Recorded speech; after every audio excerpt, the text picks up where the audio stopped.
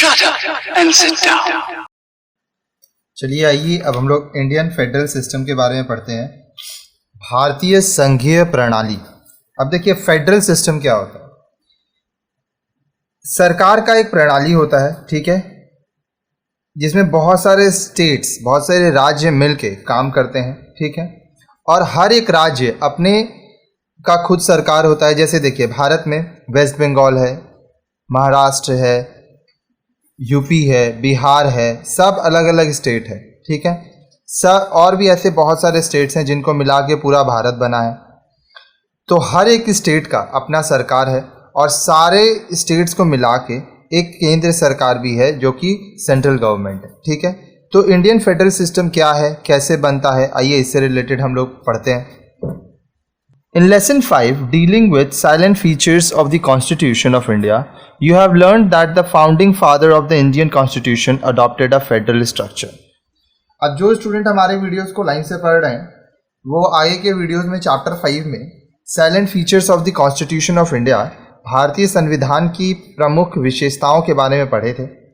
वहाँ पर आप देखे थे कि जो लोग भारतीय संविधान को बनाए थे वो एक फेडरल स्ट्रक्चर दिए थे, एक संघीय, ठीक है, एक संयुक्त एक प्रणाली दिए थे। In a federal setup there is a two tier of government with well assigned powers and function. Federal system में क्या होता है, दो तरह के सरकार होते हैं और सबका अपना शक्तियां होता है, सबके अपने कार्य होते हैं। In this system the central government and the governments of the units act with in a well defined sphere, coordinate and at the same time act independently. अब यह जो प्रणाली है फेडरल सिस्टम का, संघीय प्रणाली, इसमें क्या होता है कि एक केंद्र सरकार, सेंट्रल गवर्नमेंट, और राज्यों का, छोटा छोटा जो राज्य होता है एक देश में, उसका अपना स्टेट गवर्नमेंट होता है, ठीक है, और दोनों को अपना क्षेत्र दिया जाता है।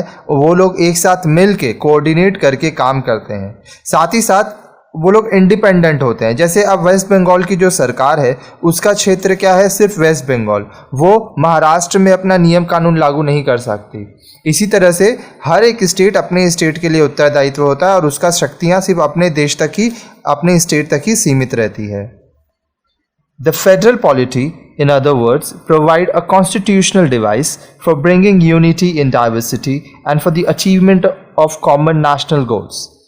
तो ये जो फेडरल पॉलिटी है, ठीक है, ये जो संघीय राजनीति है, इसमें क्या होता है कि एक ऐसा संविधान हम लोग को मिला जिसमें अलग अलग समूह के, अलग अलग समुदाय के, अलग अलग तरह के लोग एक साथ रह के काम कर रहे हैं और जो आपका राष्ट्रीय उद्देश्य है उसको पूरा करते हैं। वो लोग सब विकास की ओर आगे बढ़ते हैं। अब देखिए हर एक चैप्टर पढ़ते हैं तो उसका कुछ उद्देश्य होता है, कुछ ऑब्जेक्टिव्स होता है। तो आइए देखिए कि ये चैप्टर जो है इंडियन फेडरल सिस्टम, भारतीय संघीय प्रणाली, इसका क्या उद्देश्य है, क्या क्या वीडियोस है जो अब आप लाइन से देखेंगे। ऑब्जेक्टिव्स, उद्देश्य। After starting this lesson you will be able to, अब ये पाठ पढ़ने के बाद आप क्या कर पाएंगे, recall the nature of federalism. Federalism किस प्रकार का होता है, उसका स्वरूप क्या है, ये आप समझ पाएंगे।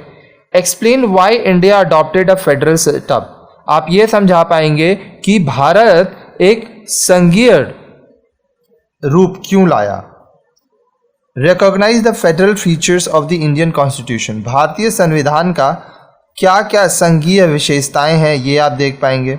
Recall the unitary feature of the Indian Federation. Indian Federation का unitary feature क्या है? Justify the reason for strong center.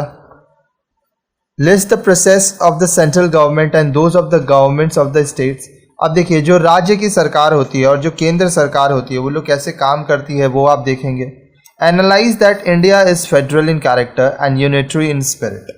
आप ये देखेंगे कि भावनाओं के रूप में भारत एक है और विशेषताओं के रूप में भारत में सबका अलग अलग शक्तियां हैं, सबको अलग अलग क्षेत्र दिया गया है, सभी भारत के विकास के लिए काम करते हैं। Recognise the legislative, administrative, executive and the financial relation between the centre and the units.